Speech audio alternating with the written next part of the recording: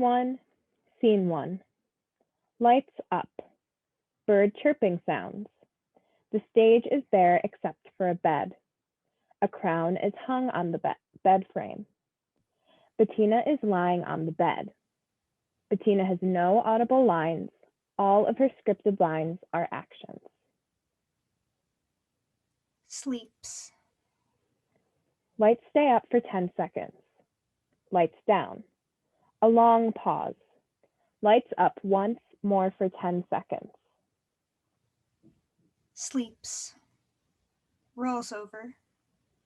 Lights down. A long pause. Lights up once more for another 10 seconds, but now Lane, Daffodil, Ruby, and Seth are scattered about on stage. They do not talk. They do not move. Ruby wears a sheep mask. Daffodil wears a clown mask. Lane wears a surgical mask. Seth wears a plague doctor mask. Lane holds a radio. Lights down. A long pause. Lights up.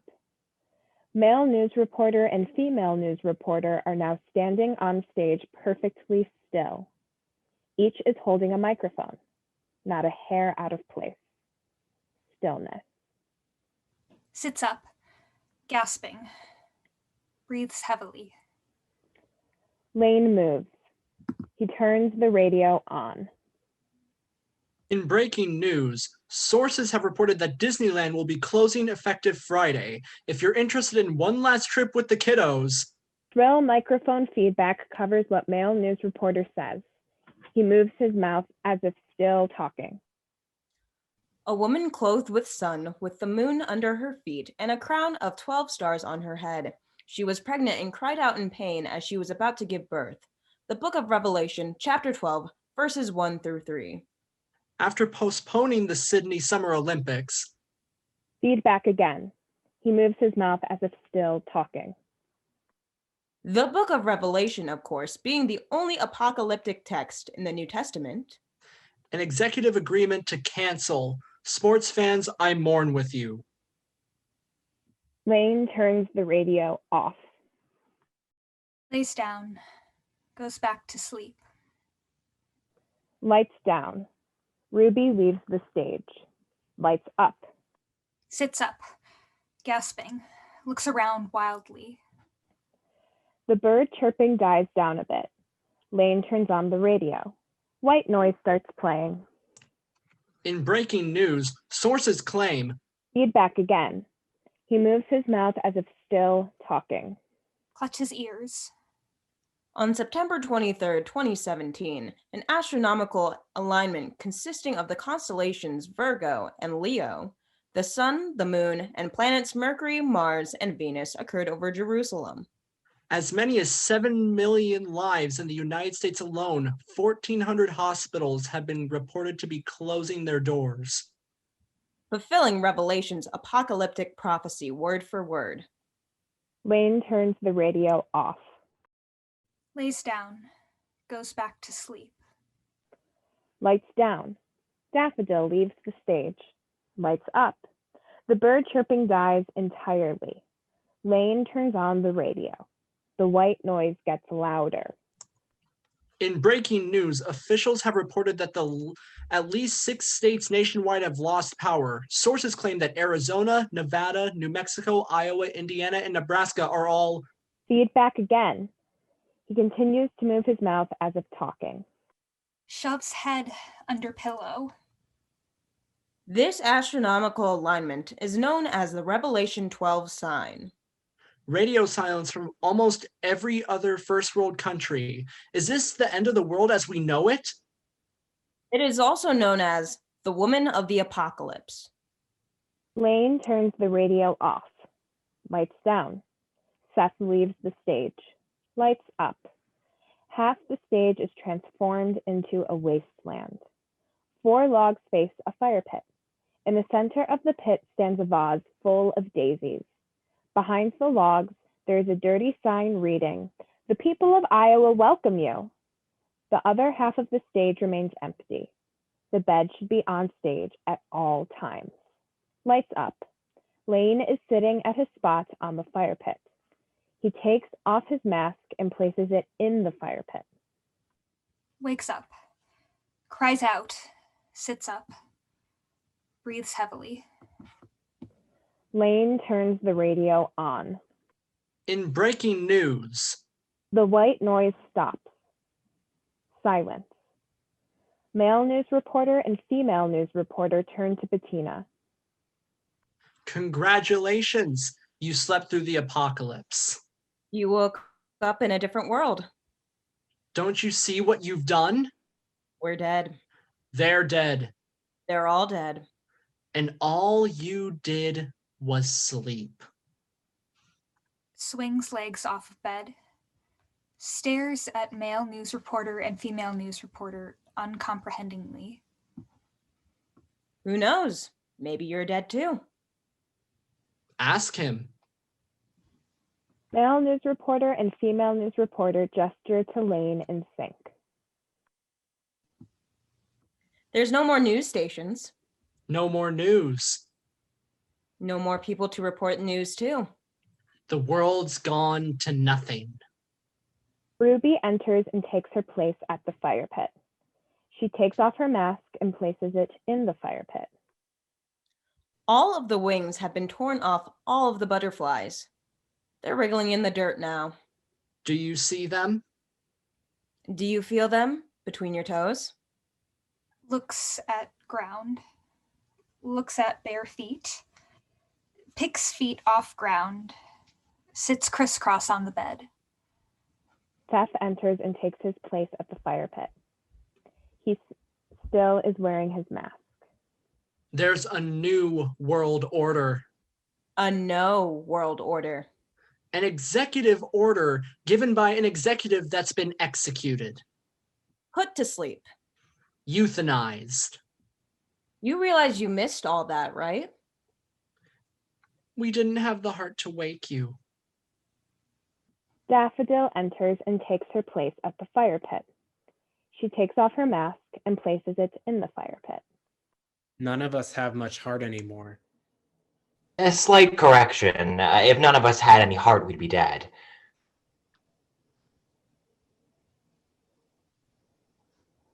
Who's to say we're not dead? I was a cardiovascular surgeon. I think I'd know what death feels like. Slight correction, you are a cardiovascular surgeon. Though I'd need my echocardiogram to be sure. You lost your echo in Indiana. I'm Sean Wendy Davis from Channel 8 News, signing off for the last time. Lane turns off the radio. Male news reporter and female news reporter exit on either side of the stage. Gets off bed. Tries to follow female news reporter off stage. Lane gets up and stops her before she can. He grabs her arm. You don't want to go over there. Here, follow me. I know where it's safe. Lane leads Bettina to the fire circle. Sits down next to Ruby. Looks around. Welcome to the ranks. We're all stragglers, the lone few survivors of the end of the world. We're going to Disneyland. It's shut down. You were awake for that part. Happiest place on earth. And it's gonna be all ours. You're cute. I'm Ruby. Short for rubbish. To be taken at face value. But it's Ruby, not rubbish. Never rubbish. I'm Ruby. Lights down on the fire pit. Hi, Ruby. Hi, Ruby. Hi, Ruby. Lights up on the other half of the stage. The empty space is now filled with a semicircle of chairs. Lane is sitting in the center chair. Lane has a clipboard. Male news reporter, female news reporter, and Ruby are sitting in the other chairs. Seth stands off to the side. He holds the radio in his hand. He is there, but not really. In the corner, there is a refreshments table. A chime sounds. Lane gets up and gets a cup of coffee from the refreshments table. He gives it to Bettina. He sits back down. Takes a seat next to Ruby. Frowns at coffee. Hesitantly sips. Seth turns the radio on. And I'm an alcoholic. We're glad to have you here, Ruby. I know it can seem hard or scary to be here for the first time, but believe me, we've all sat where you're sitting. You're among friends now. Would you feel comfortable having an open dialogue with me about your journey so far? Is there blood in your throat? What? Esophageal varices, common in alcoholics.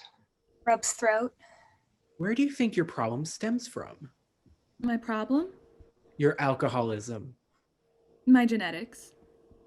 Lane scribbles something down on his clipboard. Sips coffee loudly. And where did you get those? My family. My parents. Esophageal varices are abnormally enlarged veins at the bottom of the throat due to blockage of blood flow from liver damage. That's a very good start. It's always the family. It's always the parents. My genetics fucking suck. I'm the product of a broken ovary. Lane scribbles something down on his clipboard. Sips coffee loudly. Ah!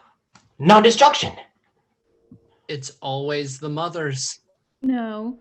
A non-disjunction is the failure of the sister chromatids or homologous chromosomes to separate during the anaphase of meiosis. It results in the formulation of an aneuploid. An aneuploid is a gamete with too many or too few chromosomes. No. My mother's uterus just fell out after I was born. It's okay to be an aneuploid. The first step is admitting you have a problem. So it was fetal alcohol syndrome? No. Fetal alcohol syndrome. No. So the addiction. Slight correction. Dependence. So the dependence on the alcohol started in the womb.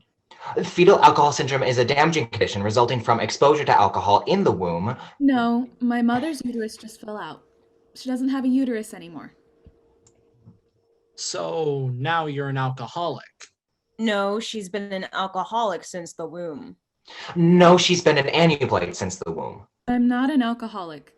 You're an aneuploid. The first step is admitting you have a problem. I am a problem. You are an alcoholic. You are an aneuploid. I am an alcoholic.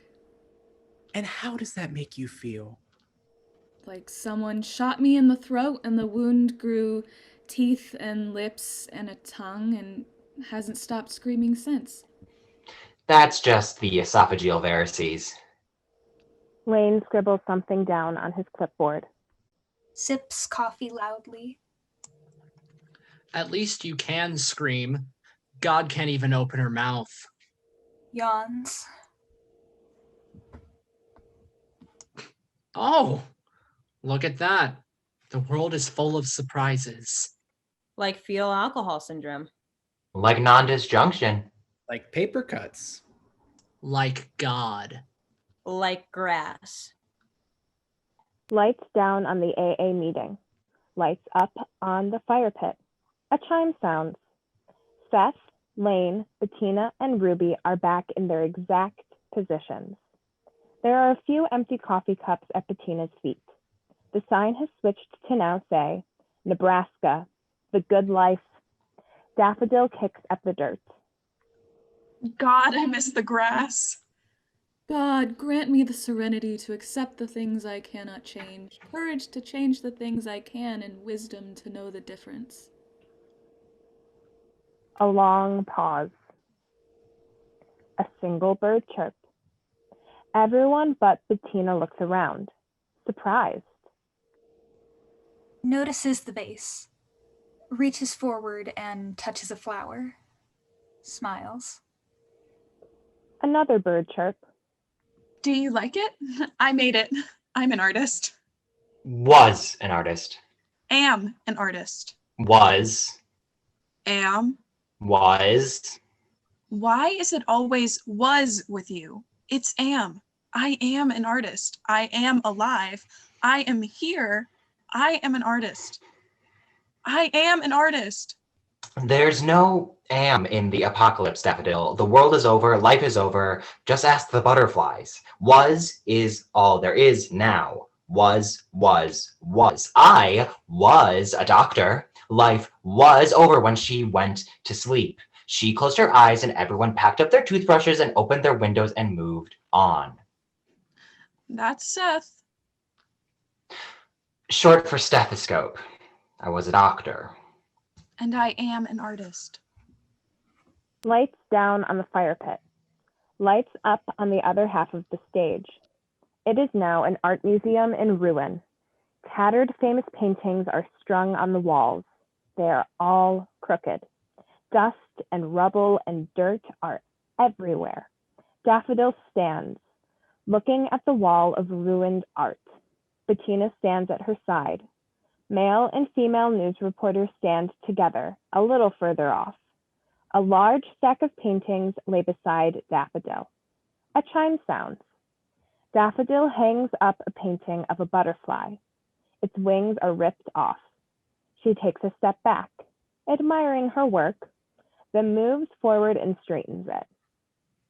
Walks over to stack of paintings. Picks one up, smiles, clutches painting to chest. Daffodil hangs up another painting, and another, and another. She sings as she hangs up her paintings.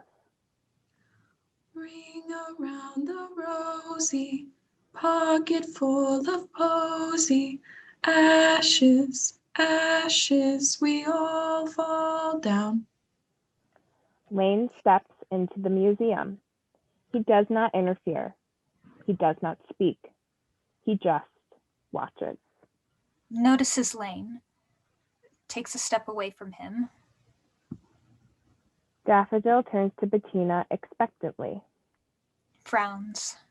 Reluctantly hands Daffodil the painting she is holding. Glances back at Lane. Daffodil hangs the painting up. Female news reporter goes up to one of Daffodil's paintings. She takes it down from the wall and looks at it. She hands it to male news reporter, who sets it by his feet.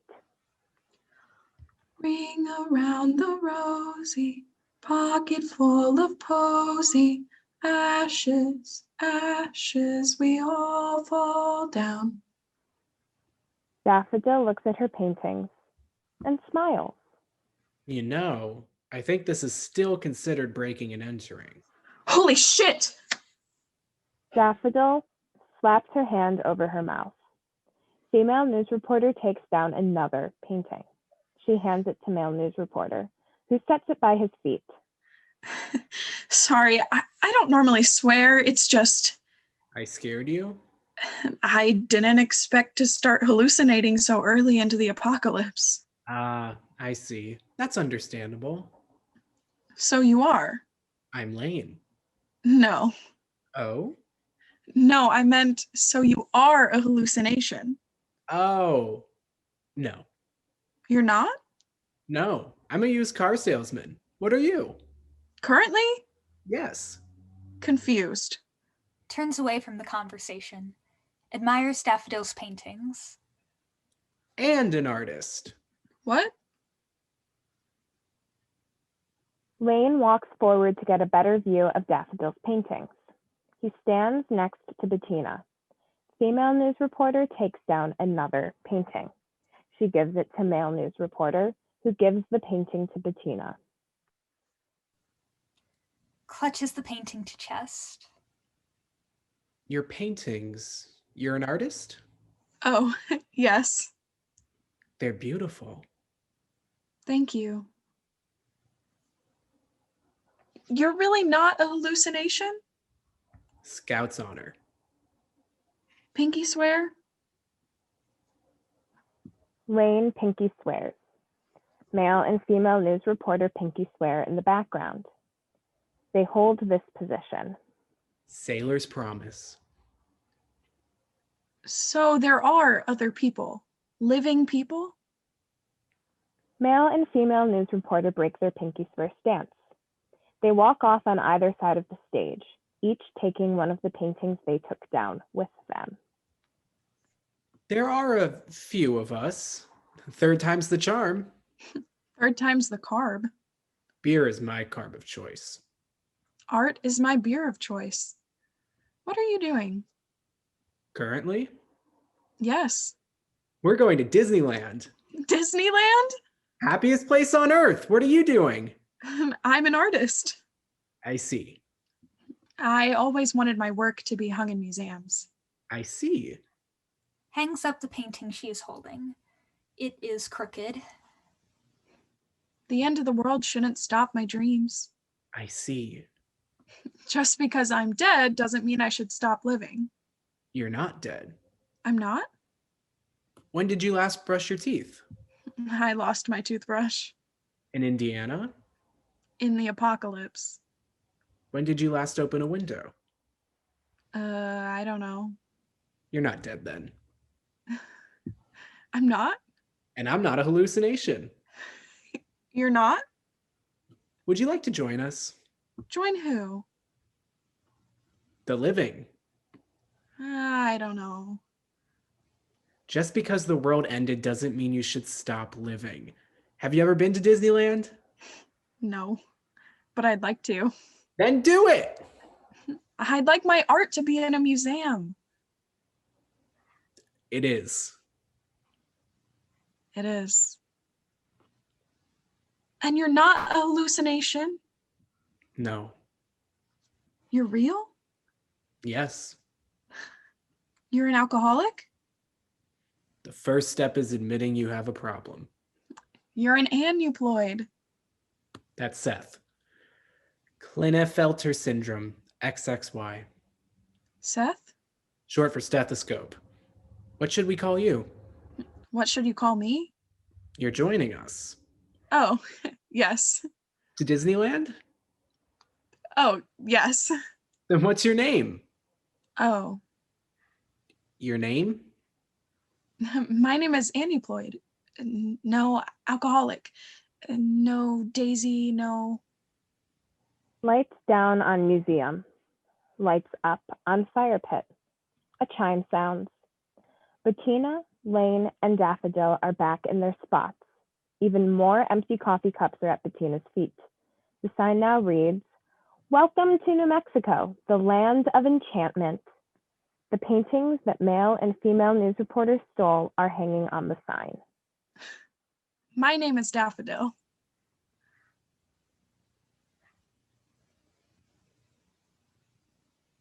Short for nothing. Not to be taken at face value. Now that you've met everyone, I'm Lane. Short for stay in your own lane. Not to be taken at face value. Lane meaning hope. To be taken at face value. Our fearless leader. We had a vote. Democracy lived longer than the human race. Back in the real world, Lane was a senator. No, he was a sailor. No, he was a stenographer. No, he was a hallucination. No, he was an alcoholic. No, he was an aneuploid. The first step is admitting you have a problem. In the real world, Lane was a problem. No, he was a used car salesman. Lights down on the fire pit. Lights up on the other half of the stage. It is now the office of a used car shop. Receptionist sits at a desk. She types on a computer with a single finger and presses a single key, loudly and rhythmically. The radio is on her desk. Lane sits at a desk going through slips of paper. Bettina sits on the edge of the desk, watching him work. A chime sounds. Lane is startled by the chime and slices his finger on the document he is holding. Ah! Hands Lane a band-aid. Lane puts the band-aid on his finger. He should wear the band-aid for the rest of the play. Thanks. Lane goes back to his pile of papers. The radio rings. Receptionist holds it to her ear like a phone. She switches the station as she talks and is interrupted by newsfeed and radio static. Uh-huh. Okay. We have... Yes, he is... Okay. I'll pass on the message. Receptionist sets down the radio. It quiets. Sir, there's a man here to see you. I don't have a 3 o'clock showing scheduled. He says it's important. Tell him to make an appointment. He says it's the end of the world. Tell him to come back later. He says he's your landlord. Is he here to buy a car? I don't know, sir. I'd assume so. How many months rent is a car? How many months are in a year? How many months are in my lease? How many months sober are you? That is none of your... You dropped your chips. Receptionist hands Lane a few AA chips. I threw them away. They're not trash. The whole world is trash. One man's rubbish is another man's ruby. It's all rubbish. Your landlord? Him too. No, I mean you should I let your landlord in? Oh, yes. He owns my home. I suppose I should fit him in. Landlord enters. He takes a seat in front of Lane's desk. What can I do for you?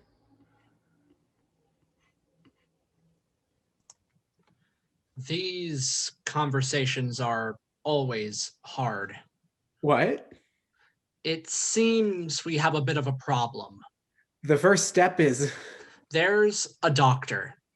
Very rich, just divorced his wife, and he likes your apartment. What? He's willing to pay almost twice as much as your current rent, and he needs to move in today. Oh. In 30 minutes. Oh. Stainless steel appliances. Free internet. Hardwood floors. Granite countertops. Do you take what I give you for granted?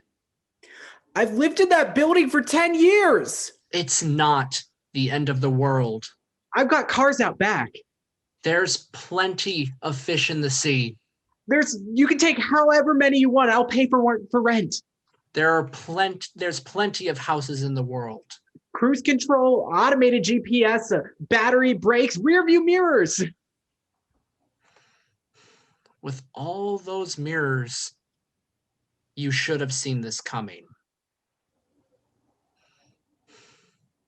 How many cars? What? How many cars are there in the world? I don't know. We have like 9.8 different models out in the back I can show you. I'd wager there's more cars than houses, wouldn't you? Everyone lives, but not everyone drives. It's supply and demand. Business 101. I've always paid my rent on time. Rent isn't the issue.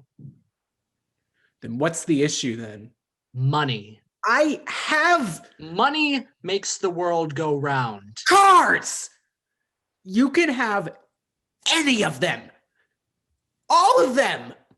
It's not the end of the world.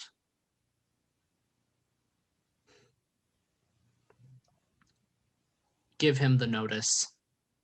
Hands Lane the eviction notice. Living is a utility you just can't afford anymore. Landlord nods at Bettina. He gets up and walks out of the office. Lane stares at the eviction notice. The radio rings again. Receptionist answers. She is interrupted by silence. Okay. We have... Yes, he's... Okay, I'll ask. Sir? We have a man on the phone who'd like to schedule a showing. Are you free tomorrow at 3 o'clock? Lights down on the office. Lights up on the fire pit. A chime sounds. Bettina and Lane are back in their spots. Even more coffee cups are at Bettina's feet. The sign now reads, "Welcome to Arizona, the Grand Canyon State." Turning even the most beat up hunk of junk into someone's dream car. It's almost like art. Lane was an artist. Lane is an artist. Lane is an alcoholic. The first step is admitting you have a problem. Lane is an aneuploid. Is Lane real? He has to be. She's not. I think she is. What is she? Who is she? Who are you? And you are? Lane turns on the radio. Spotlight on male news reporter and female news reporter.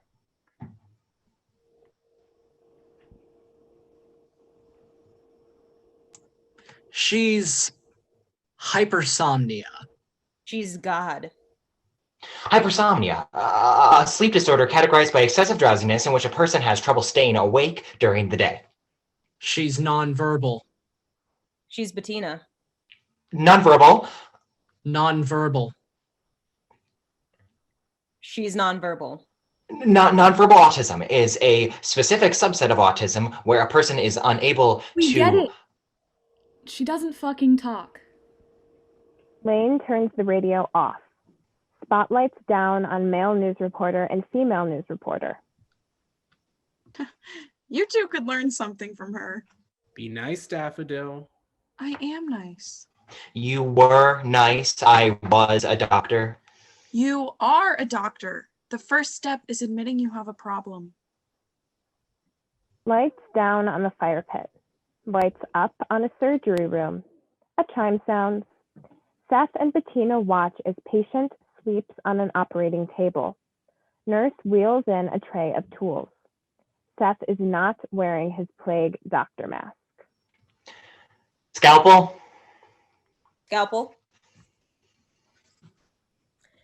An 8 to 10 inch incision all the way down the chest. Seth makes an incision down patient's chest with the scalpel. 9.8 inches exactly. My lucky number. Bone cutter. Bone cutter. Cut through. The breastbone, I know. Cut the bone, expose the heart. Seth cuts through the bone, exposing the heart.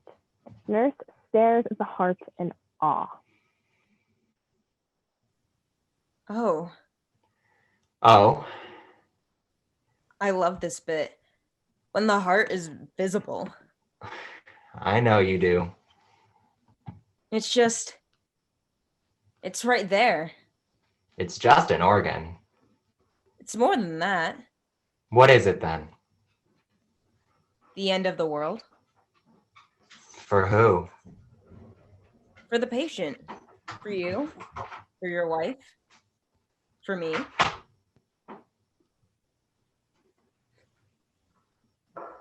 It's beautiful. It's bloody. It's human. Now's the tricky part. Rearranging the veins. Tweezers. Tweezers. I need to focus.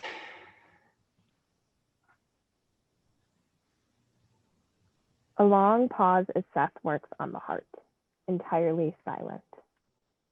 Pulls off patient's anesthesia mask and tries to put it on herself. Nurse, stop her, please. She just wants the anesthesia. We can't risk her falling asleep. Of course. Right away, doctor. Nurse pulls the mask off Bettina and places it back on the patient. Sits on the edge of the operating table. Thank you. Now I need silence, please. This is a precise operation. A long pause of silence as Seth works. A phone rings. Nurse pulls it out of her pocket and answers.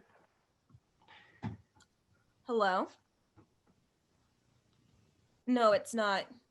Can I take a message? I'll get him for you. It's your wife. I'm in the middle of a surgery. She said it's important. I'm in the middle of a surgery. She said it's very important. I'm in the middle of a surgery. She said the world is ending. Oh, for God's sake. Fine, fine. Give me the phone. Darling, no. The world is... What are you... No. You're not going to be sick. No. I'm not sick either. No, you're...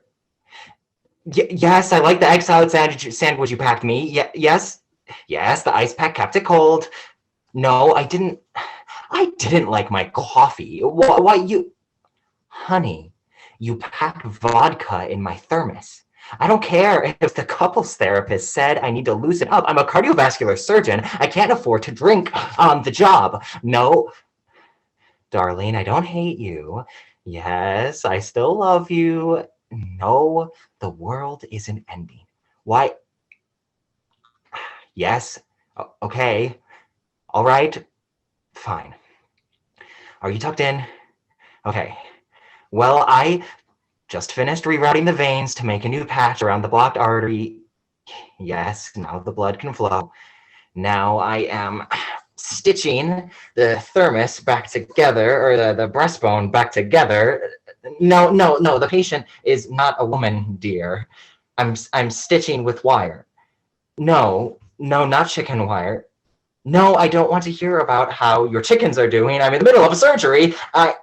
Dear, don't cry. Please don't cry. You know I love you. Yes, I love the chickens too. Darling, I don't want to talk about this later, okay? Let's just talk about it now. No, sweetheart, don't hang up. Nurse, Yes, doctor? take the phone. But your wife, She hung up. she was crying. I have a surgery to finish. Take the phone. Nurse takes the phone. She looks at it. She looks at patient. You left the chicken wire inside his bones. It's not chicken wire. You left the not chicken wire inside his bones. That's the correct procedure. How do you know? I've done this quite a few times. How many? 9.8. Then why is he dead? He's not dead. The heart rate monitor spikes and then flatlines. God damn it! Nurse, call a code blue!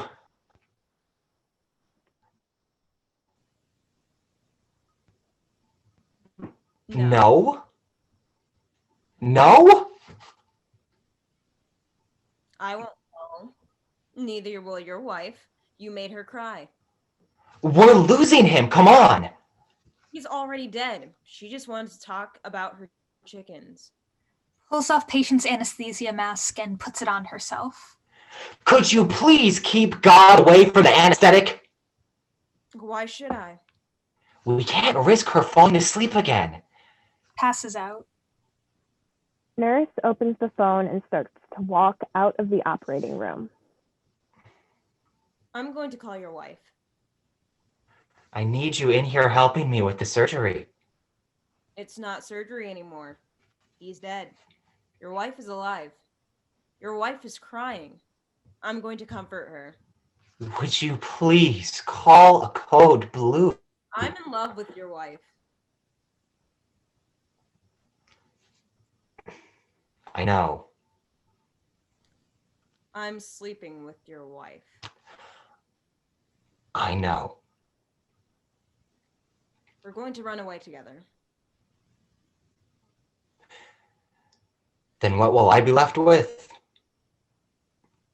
God. God's asleep. A dead patient. He's not dead. Patient sits up. His skin hasn't been sewn back together yet. No, I'm definitely dead.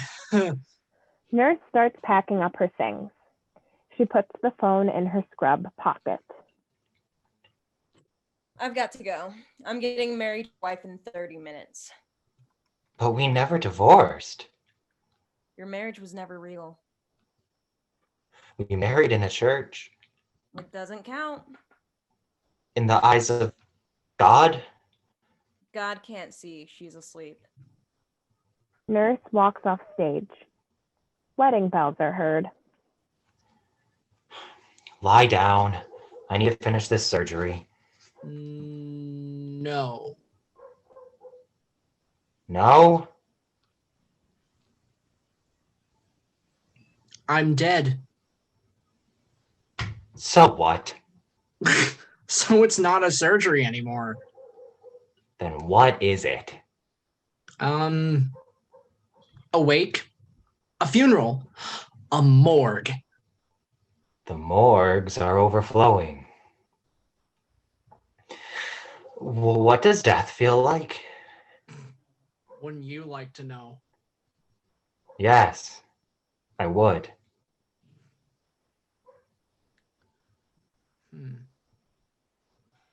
Like wintergreen toothpaste. Like all the windows in my skin have become unlatched. That sounds nice. It's not. Oh? It burns. Oh. Like vodka. Oh. But I feel lighter without all the window panes. Fresher. You feel better? Yes. Then the surgery was a success. It's not a surgery. And you're not a surgeon. I am a surgeon. You were a surgeon. Then I died. Now you're not. I'm a doctor.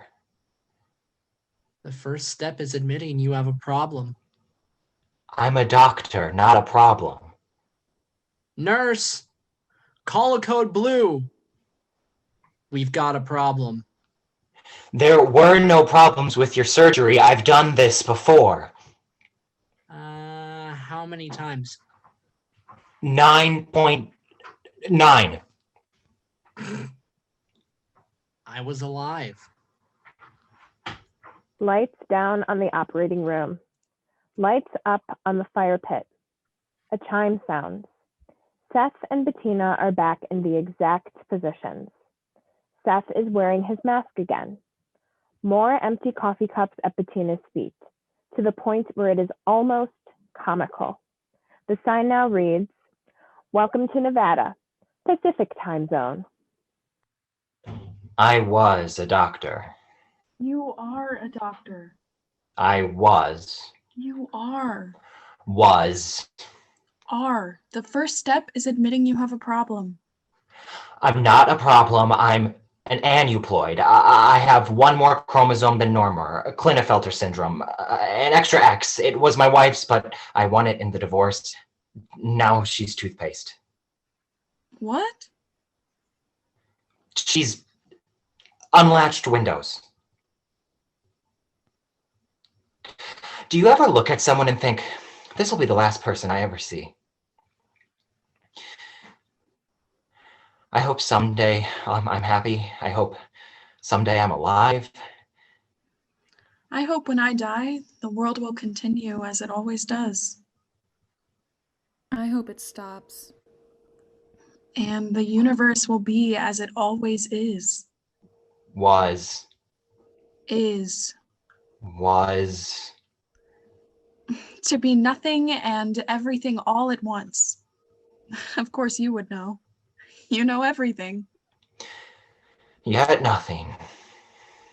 You're a valuable asset to the team. It's always good to have omniscience on your side. You're going to love Disneyland. Have you ever been? Shakes head no. Do you want to? Nods head yes. Then come with us. Thanks. A bird chirps. Everyone but Bettina smiles. I guess that means you're a part of this sorry crew now. We don't get many applications. We sure as hell don't give out rejection letters. Union meetings are on Sunday. Bring your own refreshments. Looks back at the vase of flowers. Notices the liquid inside. Picks the vase up, puts it to lips. Lane stops her, once more grabbing her arm. You don't want to do that. Pulls vase away. Looks at Lane, confused. Speak for yourself. It's not water. It's vodka. Puts the vase back down in the fire pit. A waste, if you ask me. There's so many medical uses for it. Or I could have gotten drunk. It's not a waste, it's art. It's daisies in a vase of vodka. Exactly. I call it Daisies and Vodka. Hitting the nail a bit on the head, are we? She's been carrying that vase since Indiana. The daisies are gonna die. How do you know? You're a doctor, not a botanist. I was a doctor. And I am an artist. Art is never a waste. We live in a wasteland. Literally everything around us is waste. And art reflects the state of the world. Why can't there be beauty in the apocalypse? Just because it's the end of the world doesn't mean we should stop living. The flowers are going to die. They're going to wilt and shrivel up. And the vodka's gonna evaporate. And then the air will get drunk and maybe the atmosphere will be happy again. The world might come back. Because the daisies died. Unfortunate for them, considering the morgues are closed. Slight correction. The morgues are overflowing. They're not going to die. They'll just shrivel. The skeletal remains of something innocent. Twisting black vines, earthy wires, and crisping petals. A wingless butterfly. It's art within itself. Oh yeah, nothing says art to me like a bunch of fucking wires. Wires still spark even when broken. There's a difference between broken and dead, Daffodil.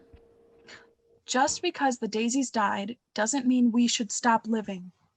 Daffodil is right. Yeah, well, I was never really any good at perseverance, so. Just look on the bright side. Look for the ruby in the rubbish. Always rubbish. One more state until California. Everyone except Bettina looks at the sign. Bettina looks at the flowers. A long pause.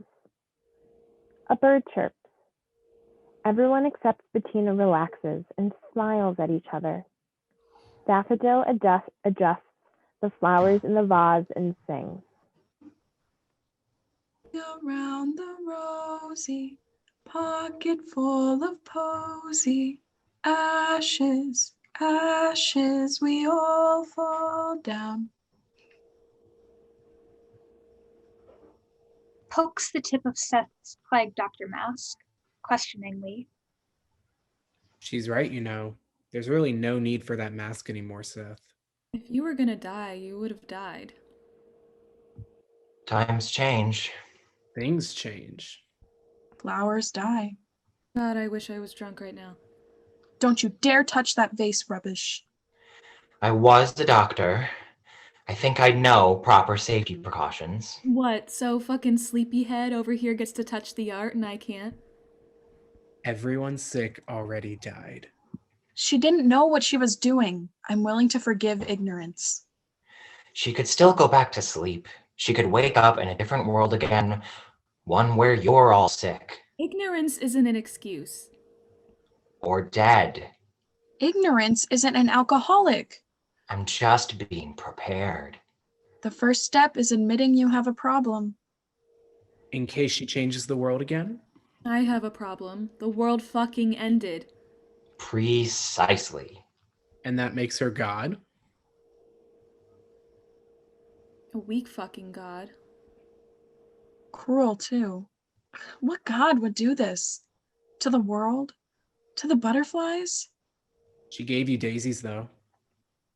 Can you keep daisies alive? Thinks. Shakes head no. She's not God. What is she, then? An alcoholic. An aneuploid? The first step is admitting you have a problem. An apocalypse. Non-disjunction. He's an alcoholic. She's not. She's God. Well, then maybe you should give God the mask, don't you think? She deserves it. Can God get sick? I don't know. You're the doctor. He was a doctor. She's an aneuploid. She's an alcoholic. She's God. She's a doctor. She's an artist. She's a used car salesman. She's a hypersomnia, a sleep disorder, categorized by Off his mask. A beat. He looks at it for a long time before he hands it to Bettina.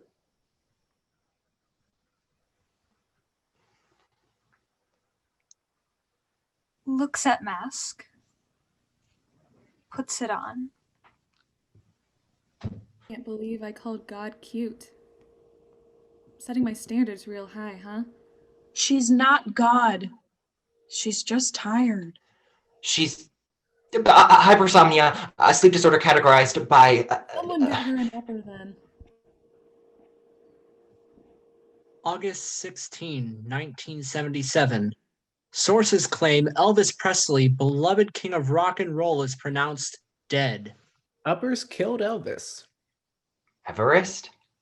Does it matter? She's already dead. She's not dead. She's God. 11 people died on Everest this year. A lot of people died this year. They mainly died due to low oxygen-bound hemoglobin levels. Everyone died this year. So there was no oxygen flow Except us. to any of their tissues, Except her. resulting in total organ failure. Stretches arms, as if tired. Moves a hand to cover mouth through the mask, as if yawning.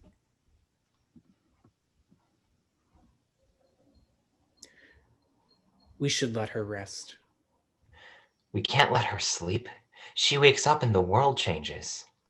What if she wakes up and we're dead? What if she wakes up and we're in California? What if she wakes up and the butterflies return? Looks at the daisies. And we're all in agreement. They stand up. Bettina stays sitting. Lane reaches down a hand and helps her up. All right, God. It's time for bed. They all walk to the bed. Lane helps Bettina sit down. Female news reporter and male news reporter walk in from either side of the stage. They join the others at the bed. Seth, Ruby, and Daffodil crowd around her. Male news reporter and female news reporter stand a few feet away. Lane sits at the foot of Bettina's bed. Lays down. Bettina is still wearing the mask.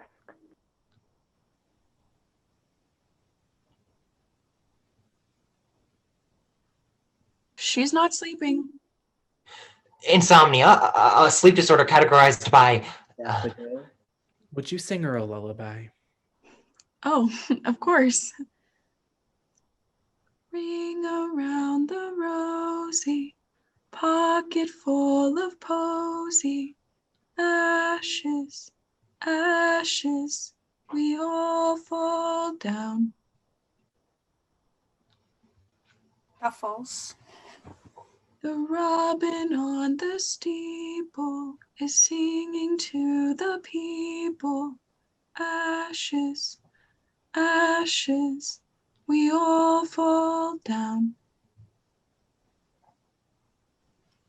Rolls over. The wedding bells are ringing. The boys and girls are singing. Ashes, ashes, we all fall down. Shuffles. The cows are in the meadow, eating buttercups. Ashes, ashes, we all stand up.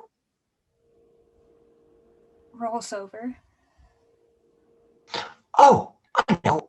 Here, take a Benadryl. It'll help you sleep. Beth hands her a pill.